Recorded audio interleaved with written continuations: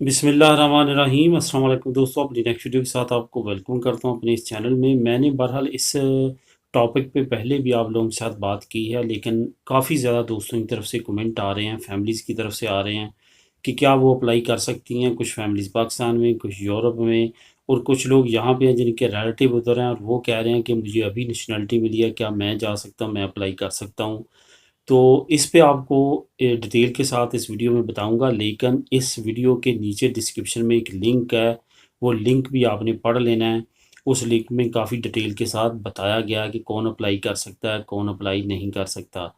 यहाँ पे आपको बताता चलूँ, मैंने लास्ट वीडियो में कहा था इंग्लैंड, स्कॉटलैंड, वेल्स और नॉर्दर्न आयरलैंड, ये चार पार्ट हैं मेन जो कि यूके के अंदर आते हैं। यूनाइटेड किंगडम फिर बनता है। तो ये तमाम मिलके जो हैं वो एक रियासत, एक मुल्क बनते हैं। इसमें हर रियासत का अलग-अलग से कानून है, अलग-अलग से वहाँ पे इमिग्रेशन से रिलेटेड, और होम ऑफिस के अपने अपने कवानीन। जनरल एक ही है, लेकिन कुछ शिक्कों में फ़र्क हो सकता है। तो इसी सहूलत को फ़ायदा लेते हुए वेल्स ने ये ऐलान किया है, वो लोग जो किसी न किसी वजह से अभी तक अप्लाई नहीं कर सके। आपको मालूम है होम ऑफिस ने पूरे यूके के लिए 28 दिन इजाफी दिए थे, वो भी गुजर चुके हैं। तो अब वेल्स ने ये ऐलान किया है कि वो लोग, वो सीनियर सिटीज़न भी हो सकते हैं, वालदैन के बच्चे जिनको नहीं मालूम था कि वो अप्लाई करना है वो हो सकते हैं, इवन कोई भी हो सकता है।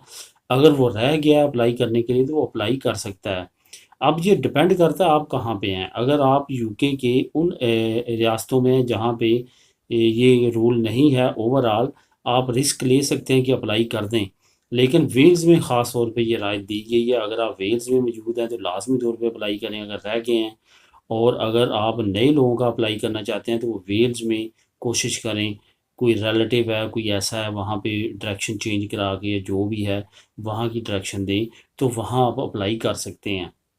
होम ऑफिस के मिनिस्टर ने विज़िट किया था वेल्स में आज से 2 से 3 दिन पहले, मैंने वो भी आपको वीडियो में बात शेयर की थी। तो उसने ख़ास तौर पे ये कहा था कि आप अप्लाई करें, जो रह गए हैं हम उसको कंसीडर करेंगे सेम लाइक इसी तरह जैसे आपने डेडलाइन के अंदर किया है।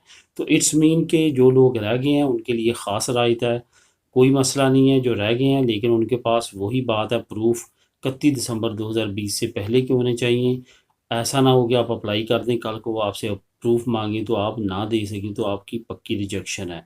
इस वजह से प्रूफ के बगैर अप्लाई ना कीजिएगा। बाकी वो वालदैन जिनके पास प्री सेटलमेंट स्टेटस है, सेटल स्टेटस है, अपने बच्चों का अप्लाई नहीं अभी कर सके, वो लाजमी करें। सीनियर सिटीजन्स जो मुख्तलिफ हाउसेज में, होम्स में रहते हैं, वो अगर आपके रिलेटिव हैं या जानने वाले हैं और वो अप्लाई नहीं कर सके तो वो भी कर सकते हैं, अभी तक टाइम है उनके पास, ख़ास तौर पे वेल्स में और आम तौर पे overall all over the UK. मिलेंगे नेक्स्ट वीडियो में नई न्यूज़ अपडेट के साथ। अल्लाह हाफिज़।